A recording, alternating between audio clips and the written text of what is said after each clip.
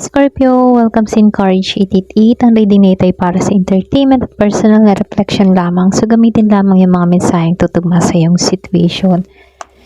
Ngayon, itatanong natin, anong naghihintay sa love life mo, sa karir mo, at sa finances mo? Give me the message. So, gagamit tayo ng Oracle and Tarot card. Ano ba naghihintay sa love life mo?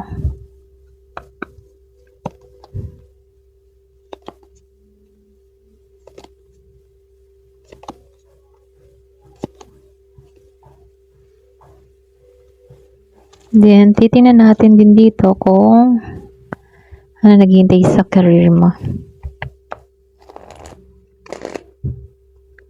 Give me the message. Ano naghihintay sa career mo?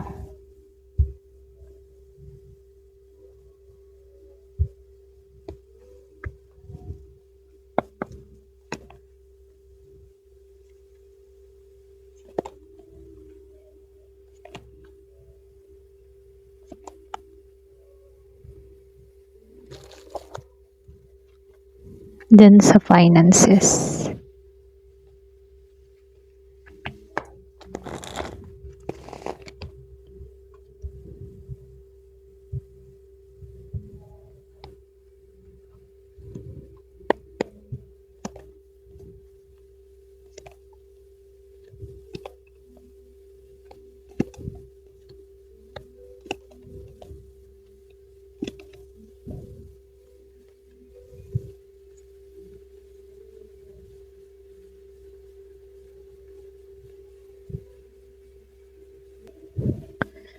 So, dito, no, to, Scorpio. Iba sa inyo, pwede may kadiling kang Taurus dito. So, meron ditong litigation and wisdom. Yung iba sa inyo, no, hindi man sa halos lahat, pero nakikitaan ko dito. Meron kasi ditong energy ng pagtatalo. Or pwede rin meron kang kadiling na medyo nagtalo kayo or hindi kayo nagkakaintindihan or hindi kayo nagkakaunuan, ano. Meron ako nakikita dito isang sitwasyon na kailangan linawin. Pwedeng yung iba sa inyo, meron ditong taong gustong ipaglaban yung side niya. Pwedeng meron kang kapartner dito na ayaw papatalo, okay? So, nakikitaan ko din dito, yung iba sa inyo, no, para bang natuto kang mas maging maingat dito. Para bang ikaw, pinipili mo na yung taong pagbibigyan mo ng pagkakataon kasi natuto ka na dito, no? Para bang nagkaroon ka ng karunungan dito. Hindi ka na basta puro emosyon lang. Yung iba sa inyo, mas pinaiiral mo na dito yung logic or yung pagiging mong matalino sa sitwasyon, ano? Kumbaga, hindi mo binabasihan lamang yung pagiging mong emotion. Yung iba sa inyo, pwedeng naging ka ng emotional before pero ngayon, natuto ka na. Okay?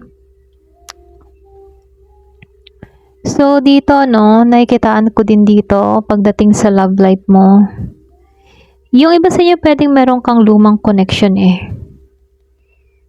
Or pwede rin meron ditong relationship pattern na kailangan ng tuluyang bitawan dito. Para bang merong na-disappoint dito or pwede rin merong mga nasira, okay? Lumalabas sa ruins. Yung bang tipo na may nasira na mahirap nang ibalik sa dati, okay? Pero nakikitaan ko dito dahil lumabas tong susi, may solusyon. Okay, iba sa inyo, pwedeng may susi, solusyon. So, nakikitaan ko dito yung breakthrough.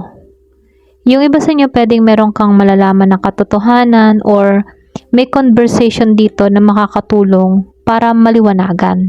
Okay? So, dito, no, lumabas ang Taurus, pwedeng involved ka kay Taurus or malakas yung energy ng Taurus. Pwedeng yung iba sa inyo, kung involved ka kay Taurus, ano, kailangan mo maging patient dito. Maging practical pagdating sa love or maging steady dito. Okay?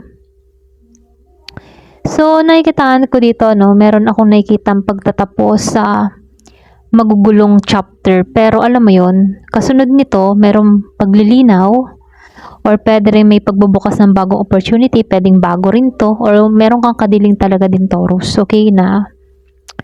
So, hindi man halos lahat ito, pero yung iba sa inyo, pwedeng meron ditong birth chart na Taurus sa birth ng taong ito. Okay? Kumbaga, yung iba sa inyo, pwedeng meron siyang energy ng isang Taurus. Okay? So, may involved na Taurus.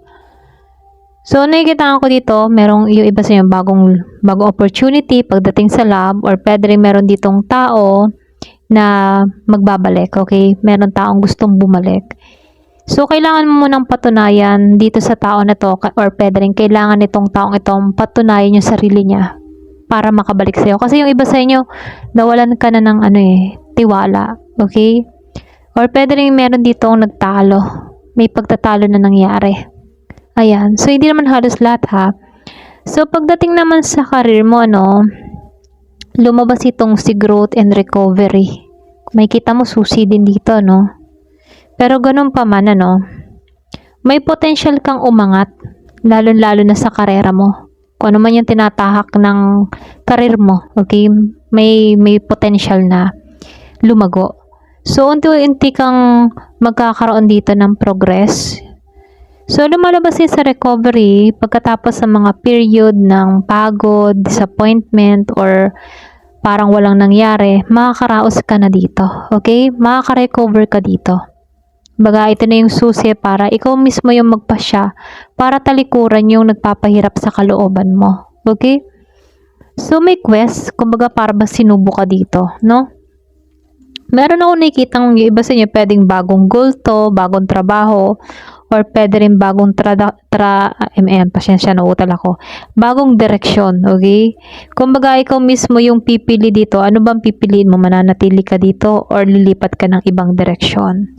So, nasa sa'yo yung kasagutan dito, no? Kumbaga, para kang susubukin dito. So, may despondence dito, no?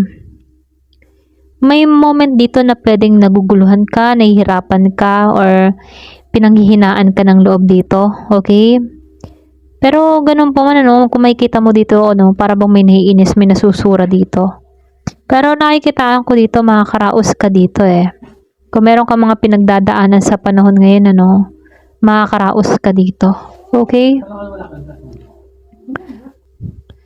So, dito, meron ditong insecurity. Pinakamalaking challenge to sa'yo. Okay? Pwedeng self-doubt yung iba sa inyo.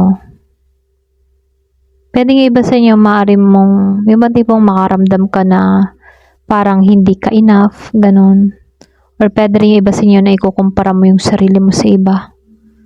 Pero sinasabihan ka dito, wag kang panghinaan ng loob.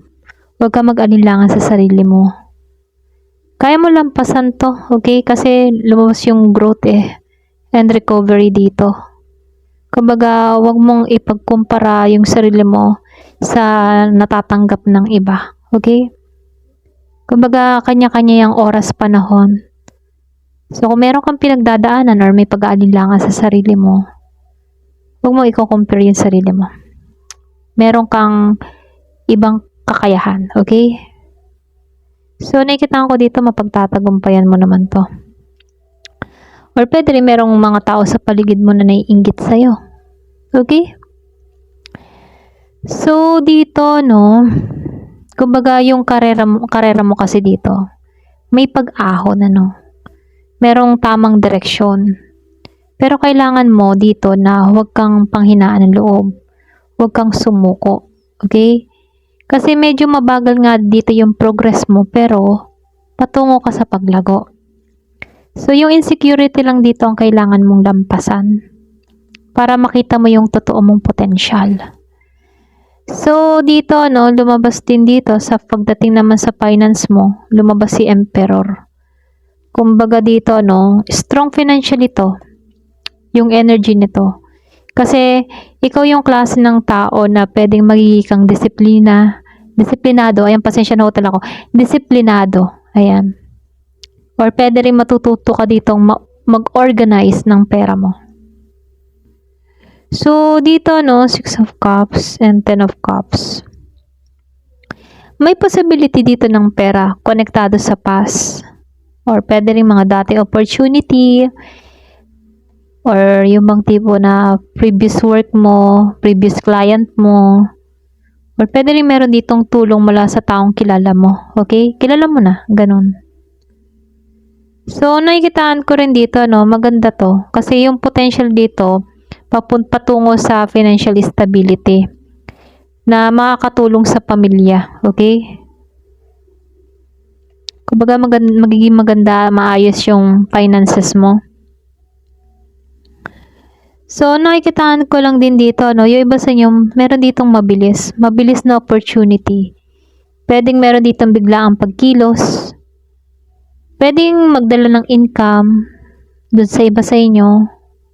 Mga opportunity, alok, collaboration. Mabilis na alok, ganun. Unexpected. Para bang inano ka, yung bagang nagkaroon dito ng financial shake-up, ganun. Maaaring biglang gastos yung iba sa inyo. So, nakikita ko dito, yung iba naman sa inyo, pwedeng may pagbabago ng income or isang planong hindi matuloy gaya ng inaasahan, ano. Pero nakikitaan ko dito, meron ditong pagbabago, hindi inaasahan. So, dito, no, lumalabas si Ace of Cups. Pagkatapos kasi ng shake-up dito, no, lumabas itong si Ace of Cups. Para bang may bagong opening dito. Pwedeng bagong source of income or pwede rin bagong proyekto. May client ka dito. Yung bang tipo na opportunity na magbibigay ulit sa'yo ng excitement. Ganon ang datingan nito. So, pagdating sa finance mo, no, maganda naman yung potential. Kasi nakikitaan ko dito is hindi man to straight line na daloy ng pera, pero andun pa rin. Okay? May sudden change muna bago lumitaw yung bagong opportunity. Kahit meron kang konting problema dito, nakikitaan ko dito malalampasan mo to eh. So, nakikitaan ko dito yung advice lang dito, no, si Emperor. Control your spending. Magtabi ka kahit mga emergency funds. Huwag ka basta sumugal sa mabilisang opportunity like sugal, ganyan, huwag ganun. Yun lang yung mensahe sa'yo, Scorpio, okay? Kumbaga, pagdating sa love, merong mga clarity, bagong opening. Then sa career mo naman, yung bang tipo na growth, merong recovery, overcome sa insecurity. And pagdating naman sa finances mo, stability dito, no? Unexpected change yung mangyayari dito. At bagong opportunity. Okay? Ayun, so hanggang dito na lamang po. Thank you for watching. Love and peace.